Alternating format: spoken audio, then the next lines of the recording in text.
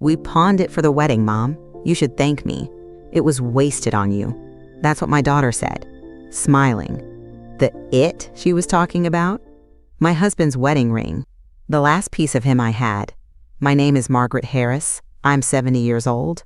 And 7 days ago, I opened my jewelry box and found Daniel's diamond ring, the one he wore for 48 years. Gone, I asked Claire, calmly, because I didn't want to believe what I already knew, and she just shrugged. "It paid for the flowers and part of the DJ. Honestly, it's better this way. Better this way." I stood there in silence, staring at the empty velvet slot in my jewelry box, while my only daughter scrolled her phone like she hadn't just gutted me. Daniel's ring wasn't valuable because it had diamonds. It was valuable because he wore it every day, even after his arthritis made it hurt, even after the cancer came back. He'd twist it gently every night before bed, like a habit, and when he died, I kept it next to my Bible, right where he used to place his watch. And now it's gone, because Claire thought it was wasted on me.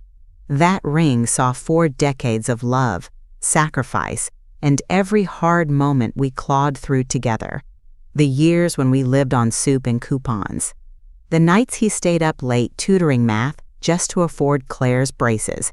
That ring was ours, not hers to take. But Claire's never understood that. Somewhere along the line, I stopped being her mother and started being a resource. Someone to borrow from.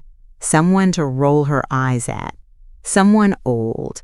I thought I was helping her, letting her grieve in her own way, letting her plan her wedding.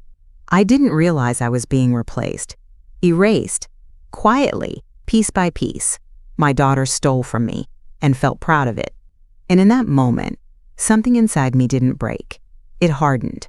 Because this wasn't about a ring. This was about power. And now I knew exactly what they were doing. And I was going to stop them. Because 3 months earlier, I buried the love of my life, Daniel Harris, my husband of 48 years, my reason. I held his hand until the last breath. The machines went quiet, but my ears kept ringing with all the things we'd never say again. There wasn't much left behind, no sprawling estate or fat retirement fund, but what he did leave me was intentional, thoughtful, precise, one simple ring. And one locked file box I hadn't opened. Not yet. Even when we were broke. Even when we argued. He'd say, "Margaret, don't just feel. Think." So I did what he asked. I thought. I planned the funeral alone because Claire said she was too emotionally fragile. She showed up late, in white. She kissed my cheek with mascara that never ran. And after the funeral, she didn't cry. She critiqued. "You should sell the house, Mom. It's too big for you now. Doesn't make sense to cling." Claire didn't start with theft. She started with words. Small ones, easy to overlook. "Mom, you already told me that," she said once when I asked if she'd confirmed the florist for Daniel's memorial. I had told her, a week earlier, but now she said it like I was slipping. "You've been repeating yourself lately," she added. "People are worried." People. She meant Ethan. He'd always been polite in front of Daniel. After the funeral, that changed. He let the mask slip, and what I saw underneath was condescension dressed up as concern. "She'll be better off in a home," I overheard him whisper once when he thought I was out of earshot. "Less stress for all of us. For us. Not me." I started watching them more carefully. Claire would bring over groceries. I never asked for. Pre-packaged meals, low sodium, everything. She insisted on organizing my mail, said she was just trying to help. And one afternoon she asked if I still remembered where I kept my passport. "Why?" I asked, keeping my voice even. "No reason. Just, for emergencies." I didn't like the way she smiled when she said it. I wasn't stupid. I just hadn't wanted to see it. The stolen ring was only the first visible crack, but the foundation had been shifting long before that. They were grooming the story, shaping it, trying to make me look like a woman losing her grip. They were patient about it, careful. Ethan would ask twice if I'd locked the door. Claire started repeating conversations to double-check. I remembered them, The kind of tactics you use when you're building a narrative. They wanted me to feel confused, to question myself, to believe I was fading. But grief is not confusion. It's clarity, sharpened by pain. And once I let myself really look, really listen, I couldn't unsee it. They weren't visiting out of love. They were circling. That's when I remembered the box, Daniel's old steel lockbox. He kept it in his closet, behind the extra winter blankets. I hadn't touched it in years. That night, after they left, I sat in my robe and opened it with the spare key he taped under his desk drawer. Inside, folders, deeds, notes, insurance policies, all in Daniel's exact, square handwriting. It hit me like a second wave of grief. He knew, maybe not everything, but something. That ring was only the beginning. The phone rang just after 10 a.m. I don't usually answer unknown numbers, but something told me to pick up. Mrs. Harris? This is Mr. Levine, from Wyndham Jewelers. I believe your husband was a customer of ours years ago. My breath caught. I hadn't spoken to Mr. Levine since Daniel had my engagement ring resized for our 40th anniversary. I hope I'm not intruding, he said gently, but something came across my desk yesterday. A ring. Daniel's ring. My stomach dropped. My daughter brought it in, didn't she? There was a pause. Then, a sigh. Yes, she did. She said you were downsizing and didn't need it anymore, but when I opened the original box, I found something unusual. I thought you should know. I gripped the phone tighter. What did you find? Mr. Levine lowered his voice, like we were in church. Beneath the lining of the ring box, there was a folded piece of paper. Your husband's handwriting. I recognized it from old receipts. He always printed in that very straight, deliberate style. I thought it might have been personal, something meant for you. I swallowed. Hard. Is the ring still there? No, I'm sorry. She sold it within an hour of appraisal. But I kept the note. I didn't feel right letting it go with the ring. You were his wife. It belongs to you. He offered to mail it, but I told him I'd be there within the hour. When I arrived, he handed me a small white envelope, unsealed, my name written in Daniel's hand across the front. For Margaret, if they take this. I opened it right there at the counter. Inside, just one line. Deposit Box 19, River Valley Bank, July 22nd. Our wedding date. That was all. I looked up at Mr. Levine. He was watching me with kind eyes and a quiet, worried patience. I'm not sure what this means, I admitted, but I think I need to find out. Then go, he said softly, and don't tell them you found it. July 22nd. Our wedding date. Daniel never forgot it. Not once in 48 years. I sat in my car, staring at the note, my fingers trembling, the windows fogged from my breath. For weeks I had felt like I was falling. Grief, betrayal, confusion. But this note gave me something I hadn't had in months. A direction. I folded it back up and tucked it into my wallet. I knew what I had to do now, not just survive. Not just keep the house or hold on to what was left. I had to protect Daniel's legacy, our legacy. I had to stop Claire from rewriting the ending of my life like I was already gone. She wasn't just careless. She was calculated. She didn't accidentally pawn Daniel's ring. She meant to strip me of it. She thought I'd be too weak to fight back, too lost in grief to pay attention. But Daniel had paid attention. He knew them. He knew their kind smiles and veiled comments and subtle shoves toward the nursing home brochure Claire left in my mailbox a month after the funeral. And he had started a plan, one she never saw coming. I pressed my hand against my chest, where the ring used to sit in a chain beneath my blouse. I felt the weight of its absence like a bruise. It was time to follow his trail. I went inside and sat down at the kitchen table, the one Claire had once suggested I sell, since you don't really host anyone anymore. I made a list, a real list. I wrote 3 things. Go to River Valley Bank, locate Deposit Box 19, don't tell Claire a damn thing. Then I added a 4th, reclaim everything she tried to take. I poured myself a cup of tea and looked out the window. It was raining, soft and slow, like the kind of rain that washes something clean. It wasn't just about grief anymore. It was about clarity. And the moment I folded that list and slid it into my purse, I felt something I hadn't felt since Daniel's funeral. Steady. The bank looked the same as it did 20 years ago. Same beige carpet. Same fake ficus tree in the lobby. Same receptionist with too much perfume and a strained smile. River Valley, the placard said. Small, local, quiet. Daniel never liked the big national banks. Too many suits, not enough accountability, he'd mutter every tax season. I approached the counter with Daniel's note folded tightly in my hand. "I'm here to access a safety deposit box," I said. "Number 19. The teller gave me a look. "Do you have the key, ma'am?" I opened my wallet and placed it gently on the counter. Daniel had labeled it with a piece of masking tape and his initials in that same square, precise handwriting. She typed something into her terminal, frowned slightly, and then stood. "Just a moment, please."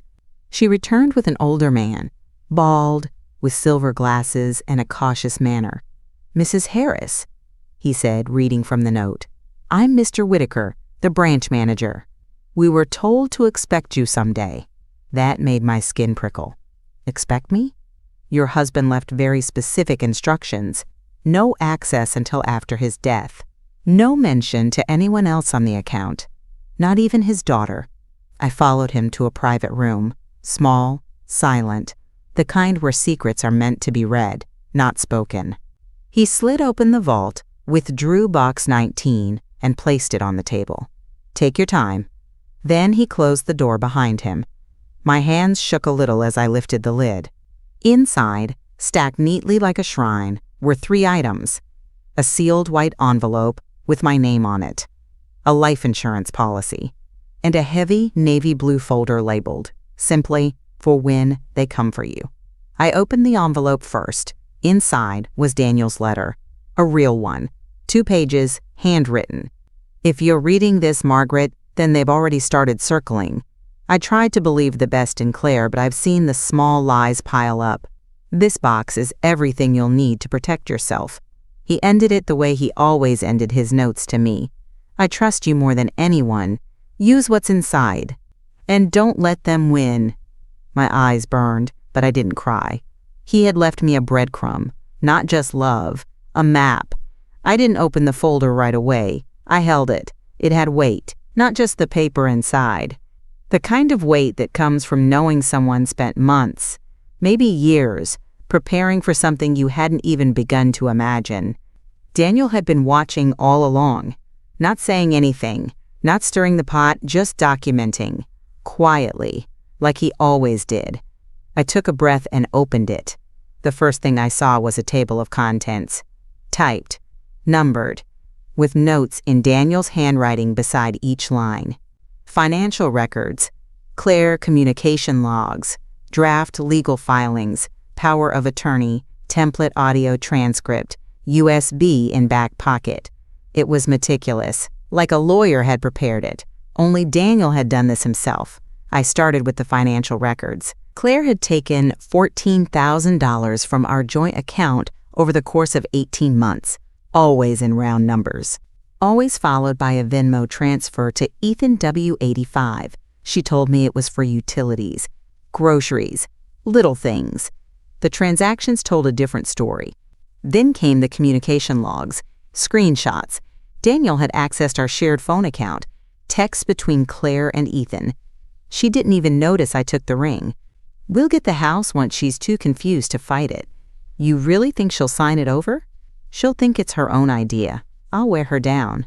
I stared at the words, one after another, printed in Daniel's quiet black ink. This wasn't grief talking. This wasn't exaggeration. This was conspiracy. Page after page, the folder built a timeline, withdrawals, quotes, even calendar entries Daniel had copied from Claire's iCloud. She'd logged lawyer meeting mom estate 5 weeks before Daniel died. I looked up from the table and stared out the small window of the vault room. They weren't waiting for me to get sick. They were planning it. That USB was the last thing I touched. I didn't plug it in. Not yet. But I knew what was likely on it. Claire's voice. Ethan's. Maybe both. Maybe more. Daniel hadn't just left me protection. He left me ammunition. And now that I had it, I wasn't afraid of them anymore. They came that night. No warning. Ethan's car headlights flooded my driveway before I even had time to put the folder back in its hiding place. Claire didn't knock. She walked in like she still lived here. Ethan followed, all puffed chest and urgency, like they'd practiced this scene on the way over. She didn't ask how I was. She didn't ask if I'd eaten. She didn't even ask where Daniel's things were. She went straight to the kitchen table, dropped her purse, and looked at me like she was doing me a favor. "We need to talk about the house," she said. Ethan slid into the chair across from mine, setting down a printed spreadsheet. I didn't look at it. "Mom," Claire began, voice falsely gentle, eyes sharp. "You've got so much space here. Too much. It doesn't make sense for you to be alone in this place. We've been thinking," they always said that when they were about to take something. Claire folded her hands. "You'd be happier in a condo. No stairs, no maintenance. We could help you move before the holidays." Ethan jumped in. "We already spoke with a realtor. Your house could go for $400, easy. More if we stage it." I stared at them both, not angry, just empty. Like watching strangers perform a scene they didn't realize I'd already read the script for. Then Claire's tone shifted. "And there's the insurance money." She said it like I'd won a raffle, like it was a shared prize. "We needed to cover some of the wedding vendors," she said, sliding the spreadsheet toward me again. "There were some unexpected charges. And honestly, Dad wouldn't want you just sitting on it when we're trying to start our future." I looked down at the page. It wasn't a wedding budget, it was a list of debts. Ethan's name was all over it. Claire's too. Credit cards, payments in default, a $21,000 consulting fee to a company I'd never heard of. My hands didn't shake. My voice didn't rise. I just asked one question. "Why didn't you come by the hospital when your father died?" Claire blinked. "What?" "You waited 3 days," I said calmly. "And when you did, you only asked about the will." Ethan tried to speak, but I raised one finger. "You want the house. You want the money. But let me ask you something." I leaned in. "What happens when I say no?" Claire's smile faltered. They came to collect, but I wasn't empty anymore. They left angry, but not scared. Not yet. I waited until the house was completely still. Midnight. I turned off every light except the desk lamp and slid the USB into my laptop. It clicked softly, like something locking into place. No password, just one file. A voice recording, labeled only, Claire, April 4th, kitchen. I pressed play. At first it was just shuffling, a chair being pulled back, silverware clinking. Then her voice, unmistakable. She won't even notice when she's in a home. Silence. Then Ethan, flat and tired. "Are you sure? What if she fights it?" Claire laughed. "She's tired. She's grieving. All we need is one breakdown, one little slip, and she's done. Once we have power of attorney, we can move fast." "What about the insurance money?" Ethan asked. "She thinks it's hers," Claire said. "But Dad would have wanted it used properly. For the family." They said family like I wasn't part of it, like I was an obstacle, not a person. And then Claire said something that made me sit perfectly still. "Look, the sooner she's out of that house, the sooner we can breathe. I'm not spending another year catering to a woman who's barely aware of what day it is." I didn't cry. I didn't blink. I just sat there with the recording playing, my own daughter's voice circling the drain of my trust. They weren't guessing. They weren't confused. They were plotting. They thought grief had made me weak, that age had made me soft, that kindness had made me stupid. But now I knew. Every favor, every gentle suggestion, every concerned conversation, it was all part of the plan to remove me, legally, silently, efficiently. I stared at the laptop screen, that little soundbar pulsing with every poisonous word she'd said. This wasn't just betrayal, this was erasure. And it would have worked if Daniel hadn't prepared me, if I hadn't listened, if I hadn't read every page, followed every thread, looked at her with clear eyes. But I had. And now I had her voice, her words, her intent. Everything she said about my mind, the confusion, the forgetfulness, was about to become the rope she wrapped around her own neck. I went to church the next morning, not out of faith exactly, more out of habit, and because Daniel would have wanted me to. He always said grief doesn't excuse you from showing up. It just changes how you sit. So I sat. Same pew, third row from the front, hands folded. But this time, I didn't bow my head, because the whispers had started. 2 women behind me. I recognized them, Helen Morris and June from the Altar Guild. They'd known Claire since she was a girl. They spoke just low enough to pretend they weren't talking about me, and just loud enough to be sure I heard. Claire said her mother's been repeating herself. A lot. Really, I thought she seemed okay at the funeral. Well, you know how it starts. She said Margaret forgot where she put the car keys 3 times in a week. A pause. Then, softly, it's sad when they start slipping. I sat there, still as a statue, the hymn book open in my lap. I didn't turn around. But I heard every word. Claire had started the smear quietly, behind my back, the same way water starts leaking through the foundation before you even notice the damp. She's just forgetful. She's fragile since the funeral. She shouldn't be living alone. Each sentence is harmless by itself, but together, they're a story, a diagnosis, a setup. I didn't even finish the service. I slipped out during the second hymn and walked to my car. My hands were shaking, not from sadness, from fury. How long had she been building this version of me? This soft, crumbling woman who couldn't be trusted with her own checkbook. Claire didn't just want my house. She wanted my authority, my identity, my voice. And for a minute, in that pew, in those whispered assumptions, I felt it working. The shame, the quiet humiliation of being spoken about like I wasn't even real anymore. But as I drove home, something inside me started to settle. If she wanted to play this game in public, I'd show her what it meant to lose in the open. When I got home, I made 2 phone calls. The first was to Claire. "Hi, sweetheart," I said, keeping my tone warm. "I was going through Dad's files and found something you might want to see. Can you come by tomorrow?" She hesitated, just for a moment, then said, "Of course, Mom. What time?" 4 o'clock. "Bring Ethan if he's free." She said she would, cheerfully, like I'd just invited her to tea, not to her own undoing. The second call was to Mr. Grant. Thomas Grant had been Daniel's lawyer for over 20 years, the kind of man who wore corduroy in summer and kept every letter he'd ever sent in hard copy, alphabetized by client name. He picked up on the second ring. "Margaret, I've been meaning to call you. I heard from the insurance office. Everything's in motion." I didn't waste time. "Tom, I need you to come by tomorrow. 4 p.m., Claire and Ethan will be here. I want you sitting at my table." He paused. "Will I need to bring a notary?" "No," I said, "but bring the file, the one with Daniel's posthumous letter, the insurance declaration, and the USB transcripts." He didn't ask questions, just said, "I'll be there." I spent the rest of that evening cleaning the house, not out of nerves, out of respect, for Daniel, for myself. I set the dining table with the china Claire always said was too fussy.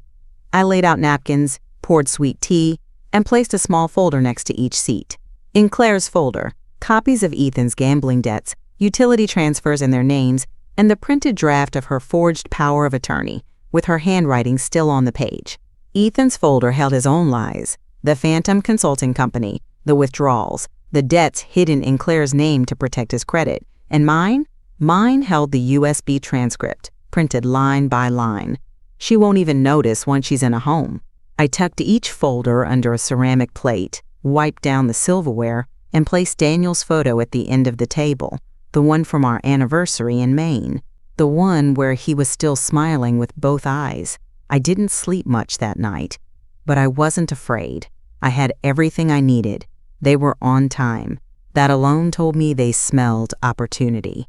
Claire walked in first, holding a pen in one hand and a tight smile in the other. "This looks lovely, Mom," she said, eyeing the formal table setting. "You didn't have to go to all this trouble." Ethan followed behind her, carrying his usual air of fake professionalism. Button shirt, no tie, that smug confidence he wore like cologne. But he didn't look me in the eye. He was scanning the table. Mr. Grant was already seated, quiet, respectful. his briefcase beside him on the floor. He didn't introduce himself. He just offered a small nod when Claire noticed him. "Oh," she said, that smile faltering just a hair. "I didn't know we'd have company." "I thought it might help," I said. "Some of Daniel's documents are a little dense."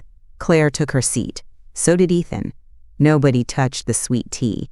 She opened her folder first. I watched the exact moment her expression changed. Not into panic, not yet, but confusion, then calculation, then something colder. Ethan flipped through his folder faster. He wasn't reading. He was looking for the trap. Claire cleared her throat. "What is this, Mom?" "You tell me," I said. "You seem to know my affairs better than I do." Ethan spoke next too quickly. "I don't know where this came from, but you're misunderstanding." "Sit down," Mr. Grant said calmly, folding his hands on the table. "Mrs. Harris invited you here as a courtesy. But let me be clear. Any attempt to explain away forged legal documents will be treated as intent to defraud." Claire snapped her folder shut. "You brought a lawyer to dinner?" "No," I said softly. "I brought a witness." Ethan reached for the pen in his pocket. "We don't need to make this hostile. Let's talk about next steps." Mr. Grant raised a hand. "No one is signing anything today. Not you, not her." Then he opened his briefcase and removed a small audio speaker. Pressed play.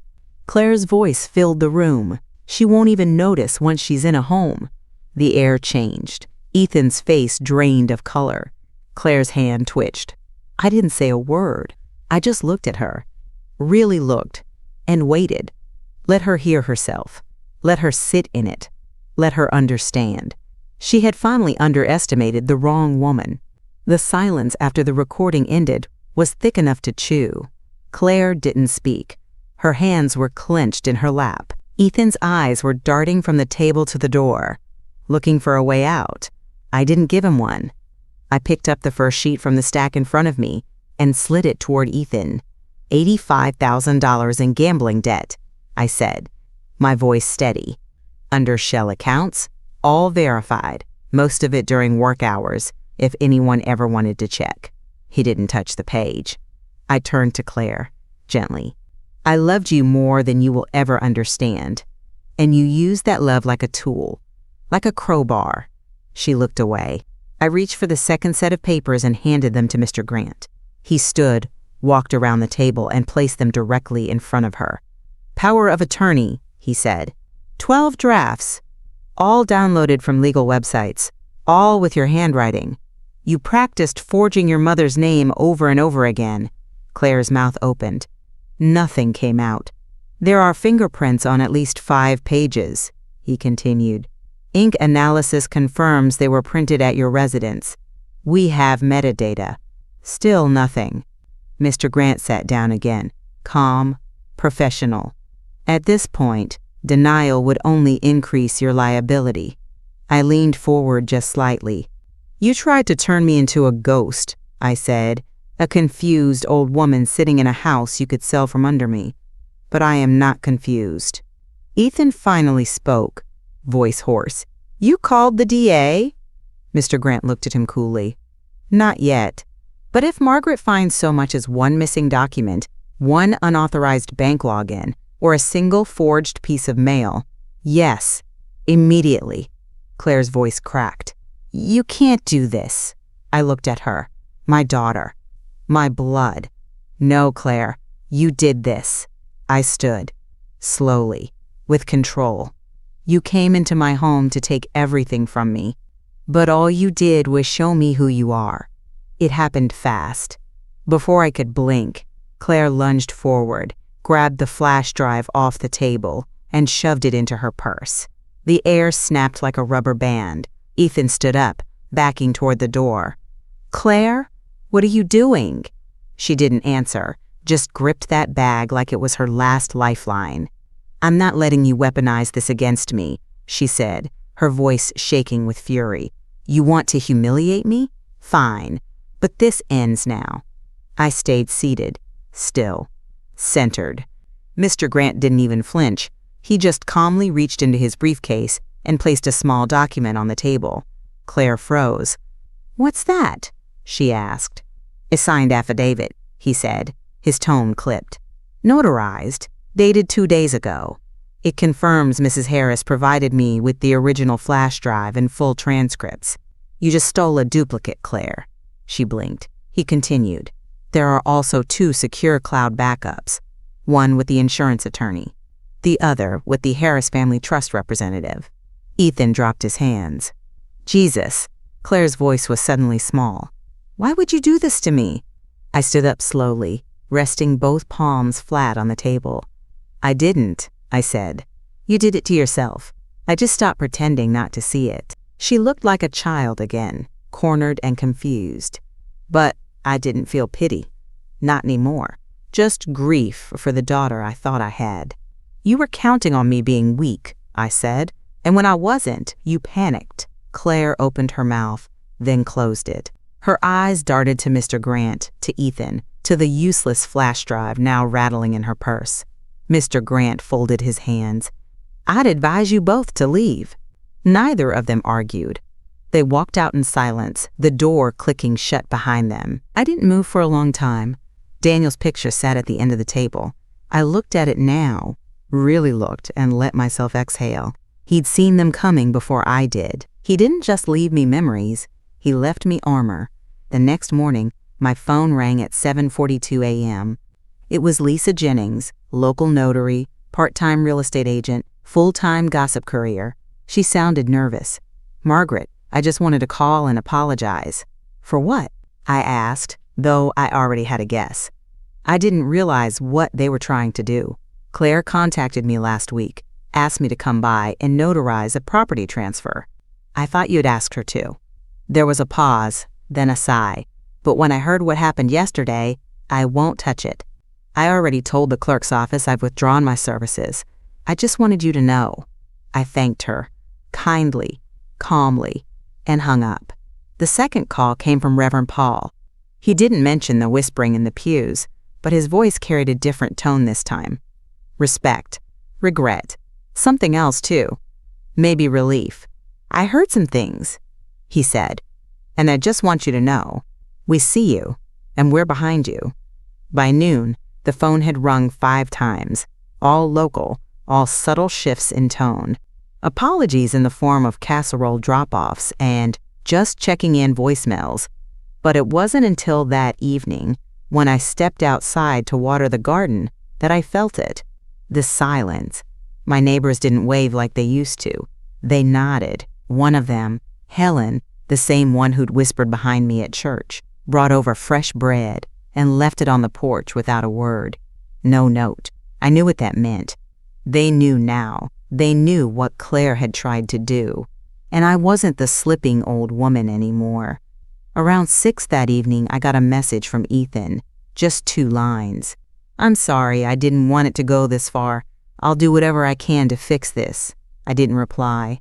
Fixing it would take more than guilt, and certainly more than texting from a borrowed conscience. That night, I sat in my armchair by the window with a cup of tea and Daniel's folder on my lap. The windows were open. I could hear someone outside telling the story, low and fast, like a secret they couldn't wait to spread. She had proof, actual recordings, a lawyer, and everything.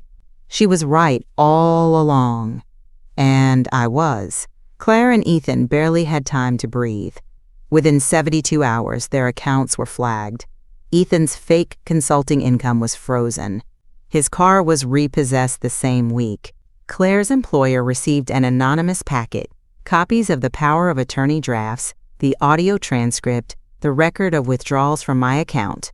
I didn't send it, but someone did. By Friday, she was dismissed, not suspended, terminated, no public statement. Just her name scrubbed from the website and her office emptied out before the weekend. I never got a call, not even an apology. But I heard through the grapevine that Ethan moved out of their shared apartment and back in with his brother. Claire filed for a, quote, mental health leave after the story hit the local news blotter. I didn't gloat. I just watered the plants, paid my bills, and mailed a check to the local women's shelter in Daniel's name.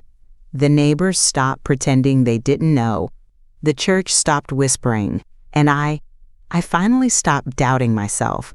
I wore Daniel's ring on a chain around my neck again, not as a symbol of grief anymore, but of memory, of warning, of love sharpened by truth. One Sunday, Emily, my youngest, came over with groceries and a bag of warm cornbread. She sat beside me on the porch, didn't say much at first. Then, finally, quietly, "I'm sorry I doubted you, Mom." I just nodded. Some wounds didn't need to be picked open. Her apology was enough. But later that night, alone in my bedroom, I sat by the window and listened to the quiet. And for the first time, I let myself play the recording one last time. Claire's voice. She won't even notice once she's in a home. I paused it halfway through. Not because it hurt, but because I didn't need to hear the rest. The truth had already spoken, and it didn't live in their mouths anymore. It lived in mine, and I wasn't afraid to use it again if I ever had to.